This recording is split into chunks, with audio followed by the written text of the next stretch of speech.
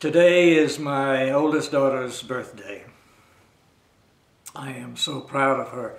I'm pleased because she's chosen teaching as a profession, but I'm proud of her because of the compassion and the love with which she lives her life.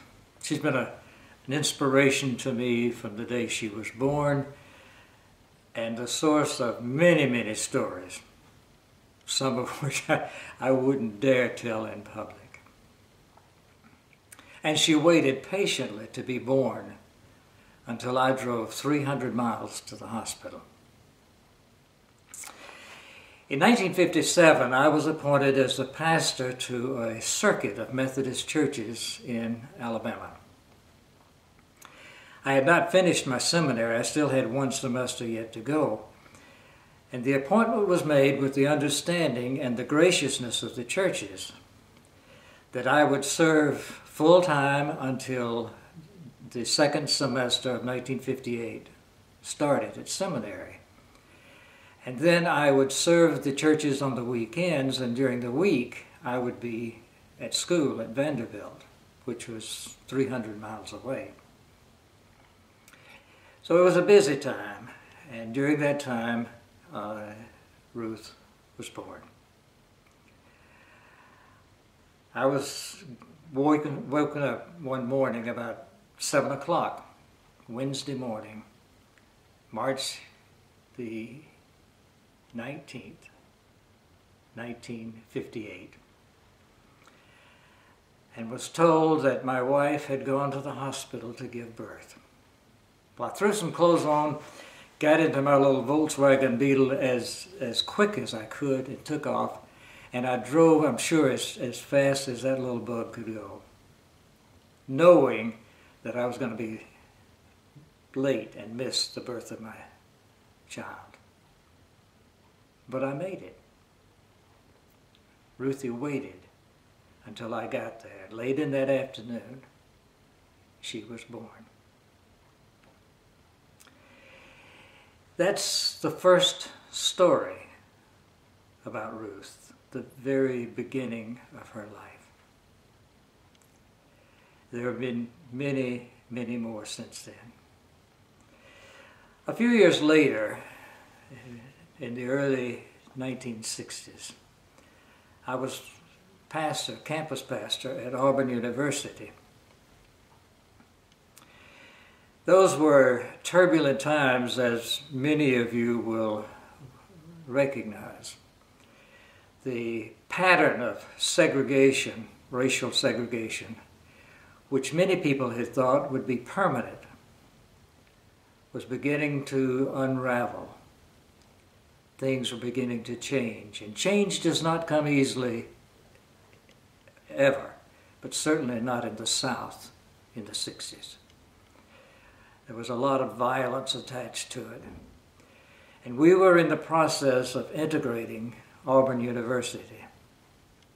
Many people were terribly afraid of what the consequences of that was going to be. The National Methodist Student Movement had organized teams of 2 students, usually interracial, and was sending them primarily into the South, to universities, to better understand the culture and the dynamics of what was going on, and to find out if there was a positive way that they could contribute to the development. I got a call one day from a friend who asked me if I would be willing to entertain 2 students, 2 young men, to come to Auburn. And I said, well, of course. Now he said, I have to tell you that one of them is white, he's from Michigan, and the other is an African American. Is this going to cause a problem? And I said, no problem. Well, I knew there could be potential problems. I well aware that I could not afford to house them in the local motel. That would be asking for more trouble than we could handle. And so I extended the invitation for them to come and stay with us. They arrived late in the afternoon. We had a chance to visit and get acquainted with each other. They met my family, of course. And we talked late into the night. And early the next morning, we had breakfast together. We were sitting at the breakfast table, and Ruthie, who was 5 or 6 at the time, just blurted out, "Daddy, Ralph is not like we are. Thomas is like us, but Ralph is not the way we are." And I thought, oh boy. And I could sense the tension in the two young men. I could see them stiffen. And I thought perhaps Ruth had gotten their names confused, because you see, Ralph was the white boy from Michigan. Thomas was the African American from Mississippi. But I knew I couldn't and shouldn't try to explain all of that. So I played it straight, and I said, "What do you mean, Ruth?" And she said, "Well, Thomas talks like we do, but Ralph talks funny." And there it was. It never occurred to her that color, which was the issue of the day, was causing all of the conflict and violence. It never occurred to her that color would make the difference. Now Thomas he was from Mississippi, so he talked a lot like we do with the drawl. But he was also friendly and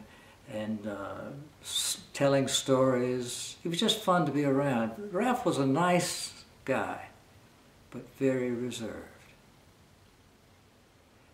And Ruthie picked up on, Ralph is not like we are, but Thomas is just like us.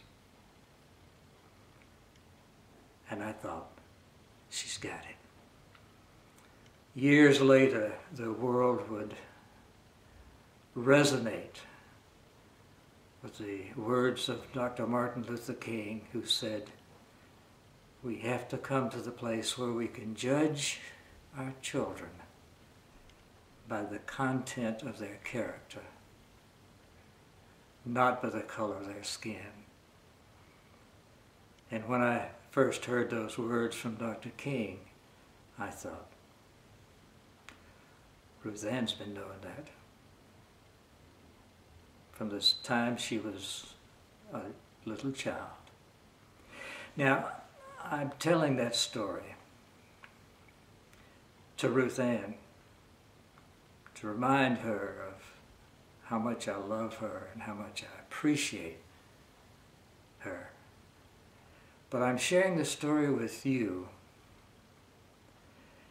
because I think that's important for all of us to understand that yes, we have differences. Old and young, tall and short, black and brown and whatever.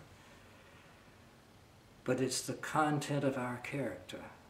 And if we're going to build and maintain a world of peace and harmony, it's got to come from that simple understanding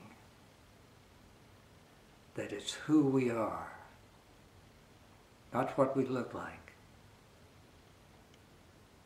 that makes a difference. I learned that a long time ago, before Ruth was born. But she was the one that reminded me, and I tell that story every once in a while to remind myself and to remind others where the real differences lie in this world. Isn't that a good story? Thank you, Ruthie. And thank you for listening to it.